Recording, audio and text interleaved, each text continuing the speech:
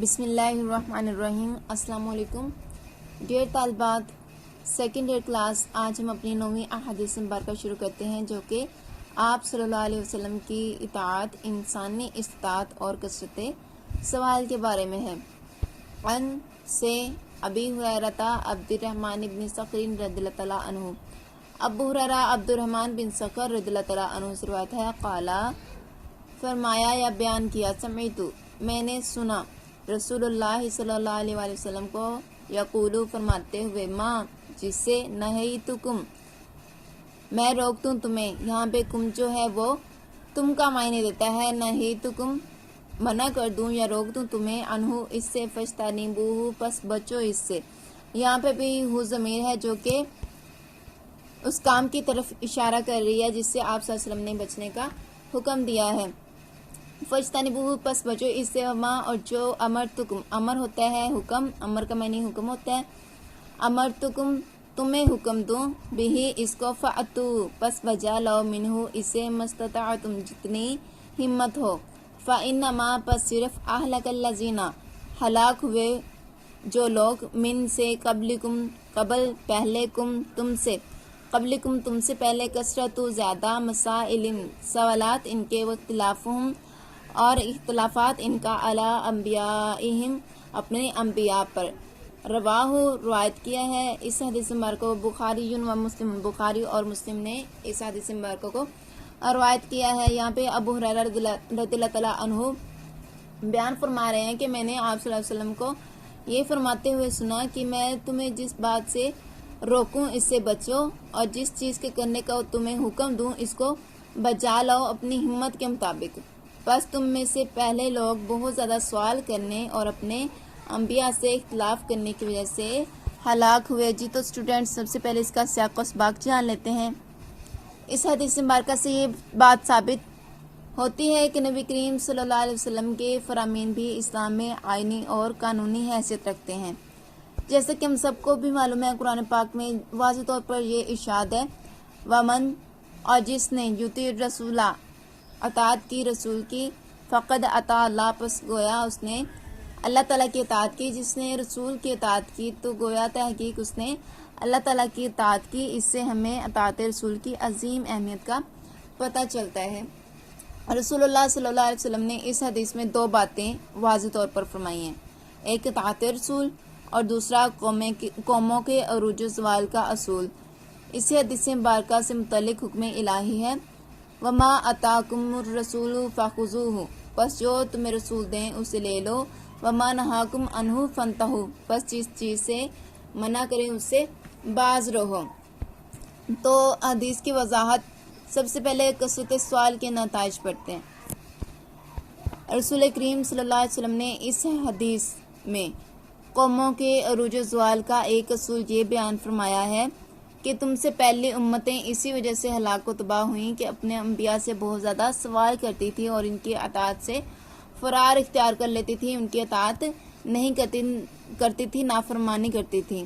اس حدیث مبارکہ میں زیادہ سوال کرنے سے بھی منع فرمایا گیا ہے۔ اس کی وجہ یہ بتائی ہے کہ پہلی امتوں کو ان کی اس حرکت نے ہلاک کر دیا کہ زیادہ سوال کرتے تھے اور نبیوں کے خلاف چلتے تھے، یعنی کہ جو بات نبی فرما دیتے یہ اس کے خلاف چلتے تھے۔ لہٰذا اس امت کو چاہیے کہ ہلاک ہونے والے لوگوں کی راہ کو اختیار نہ کریں اور خواہ مخواہ بلا ضرورت سوال نہ کریں، ادھر ادھر کی بحثوں، فضول باتوں میں لگنے کی بجائے مطلب کی باتیں، ضروری مسائل جو اپنی ذات سے متعلق ہو وہی معلوم کریں، اور دین کی جو بات معلوم ہو جائے اس پر انتہائی کوشش کے ساتھ عمل کریں۔ حدیث مبارکہ میں پہلے والے لوگوں کا ذکر کیا گیا ہے کہ جو زیادہ سوال کرنے کی وجہ سے ہلاک ہوئے، ان میں سے ایک بنی اسرائیل بھی تھے۔ بنی اسرائیل کو ایک گائے ذبح کرنے کا حکم دیا تو انہوں نے خواہ مخواہ کے سوالات شروع کر دیے، کبھی اس کا رنگ پوچھتے، کبھی اس کی عمر پوچھتے، کبھی کچھ سوال کبھی کچھ سوال۔ حالانکہ حکم سن کر کوئی سی بھی گائے ذبح کر دیتے تو حکم پر عمل ہو جاتا، لیکن جیسے جیسے وہ سوالات پوچھتے گئے ویسے ویسے پھنستے چلے گئے۔ اسی طرح بہت سے لوگوں کو سوالات کرنے کی عادت ہوتی ہے، سوال و جواب ان کی ذہنی تفریح اور دماغی عیاشی بن جاتے ہیں۔ تصوف کی باریکیاں اور تاریخی لطیفہ بازیاں تو تو بہت زیادہ جانتے ہیں لیکن عمل میں بالکل کورے نکھٹے ہوتے ہیں، عمل بالکل بھی نہیں کرتے۔ جیسے کہ بعض لوگ حضرت موسیٰ علیہ السلام کی ماں کا نام پوچھتے ہیں، حالانکہ اس کی کچھ ضرورت نہیں۔ عقیدہ، ایمان، نماز، روزہ اور دیگر دینی اعمال کی انہیں ذرا بھی واقفیت نہیں ہوتی، لیکن اٹھ ٹانگ ادھر ادھر کے سوالات میں ان کی زندگی بسر ہو جاتی ہے۔ ان کو ان بیجا فضول سوالات کا کچھ بھی فائدہ حاصل نہیں ہوتا، اس لیے اس حدیث مبارکہ میں زیادہ سوالات کرنے سے منع فرمایا گیا ہے۔ حضرت محمد صلی اللہ علیہ وسلم کا ارشاد گرامی ہے کہ اللہ تعالیٰ نے تمہارے لیے قیل و قال اور کثرت سوال اور مال ضائع کرنے کو ناپسند فرمایا ہے۔ مسائل دین کے لیے سوالات کی اجازت۔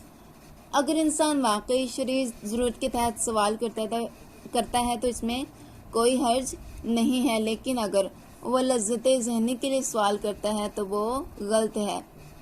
بلکہ لوگ آپ صلی اللہ علیہ وسلم سے شرعی ضرورت کے تحت بہت سوال پوچھتے تھے، جن کا ذکر قرآن مجید میں بھی موجود ہے۔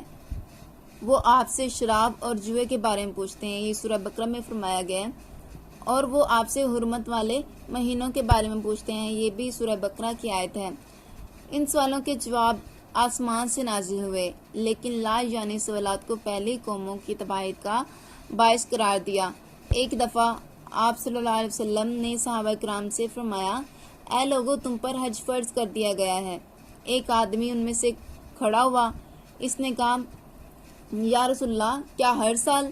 آپ صلی اللہ علیہ وسلم نے اسے اگنور فرمایا، اسے نظر انداز کیا۔ اس نے پھر یہی سوال کیا، آپ نے پھر اسے نظر انداز کیا، تیسری مرتبہ اس نے پھر یہی سوال کیا، اور اس سوال نے آپ صلی اللہ علیہ وسلم کو غضبناک کر دیا۔ آپ صلی اللہ علیہ وسلم نے فرمایا، اللہ کی قسم جس کے قبضہ قدرت میں میری جان ہے، اگر میں ہاں کہہ دیتا تو ہر سال حج فرض ہو جاتا، اور اگر ہر سال حج فرض ہو جاتا تو تم اس پر عمل نہ کر سکتے۔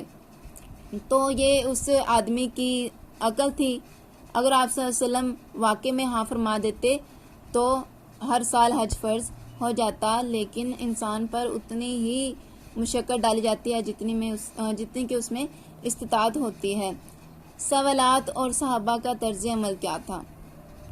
دین کی ضروری باتوں کو سمجھنے کے لیے صحابہ کرام رضی اللہ تعالیٰ عنہم آپ صلی اللہ علیہ وسلم سے سوالات کیا کرتے تھے اور مسائل کی وضاحت حاصل کیا کرتے تھے، مگر اس میں بھی کچھ دینی آداب ملحوظ ہوتے تھے۔ مثلاً صحابہ رضی اللہ تعالیٰ عنہم حضور صلی اللہ علیہ وسلم کی آواز سے اونچا نہ بولتے تھے، بیجا گفتگو جھگڑا نہ کرتے، بحث و مباحثہ میں بھی آپ کے سامنے کچھ بھی نہ کرتے۔ آپ صحابہ کرام رضی اللہ تعالیٰ عنہم آپ صلی اللہ علیہ وسلم کے پاس بیٹھے ہوتے تو یوں محسوس ہوتا جیسے کہ پرندے سروں پر بیٹھے ہوئے ہیں۔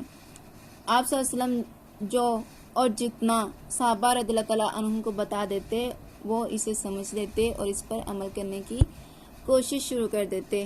اللہ عز و جل ہمیں بھی شریعت مطہرہ کے اصولوں پر چلنے کی توفیق عطا فرمائے، آمین۔ اللہ حافظ۔